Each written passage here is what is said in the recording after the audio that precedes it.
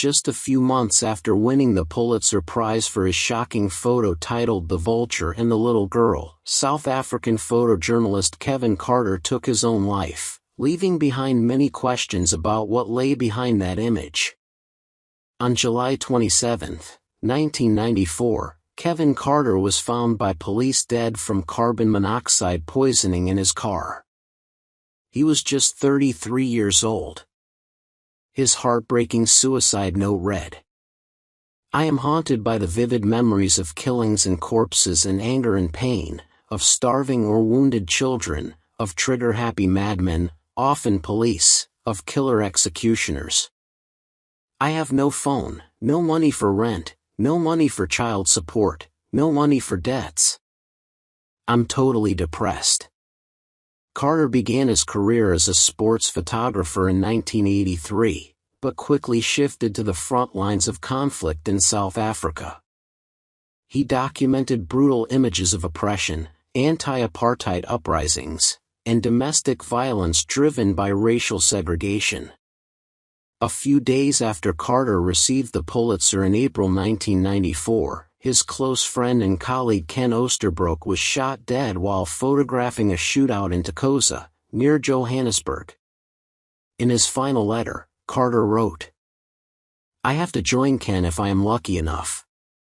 In the mid-1980s, Carter drew international attention for being the first to photograph a necklacing execution, a horrific method of killing where a petrol-soaked tire is placed around the victim's neck and set on fire.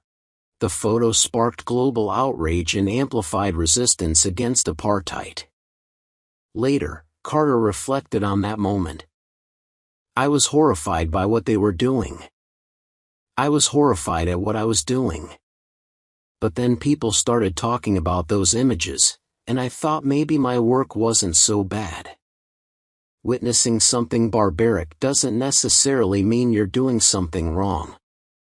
However, Carter's most iconic and controversial photo wasn't taken in South Africa, but in southern Sudan, where he captured the horrors of famine caused by civil war. In March 1993, Carter took a leave from his job and borrowed money to buy a plane ticket to Sudan. His mission was to photograph the devastating famine that he believed the world was ignoring.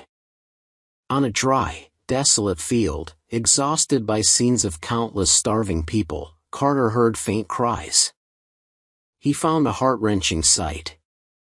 A child, weak and near death, crawling toward a UN feeding center. Just then, a vulture landed nearby, and Carter captured the haunting image. The Vulture and the Little Girl was first published in the New York Times on March 26, 1993, sparking immediate public reaction. Hundreds of readers called the newspaper, asking what happened to the child. The response was so overwhelming that the Times issued a rare follow-up.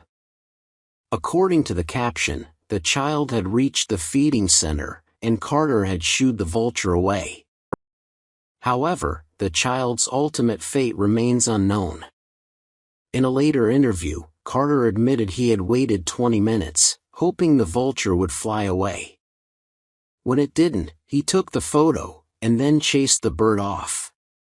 Even so, he faced intense criticism for taking a photo instead of helping the child. Carter later confessed he had sat under a tree for hours afterward, smoking and crying. His father, Jimmy Carter, later said, "Kevin always carried the pain of what his photographs revealed." In 2011, Spanish journalist Alberto Rojas tracked down Aranzana, another photographer present in Sudan in 1993. Aranzana had taken a similar photo from a different angle, showing aid workers and the child's father nearby. Rojas also met the child's father in person. The child in Carter's photo was actually a boy named Kong Nyang. His father confirmed that Kong had survived the famine, but sadly died in 2007 from malaria.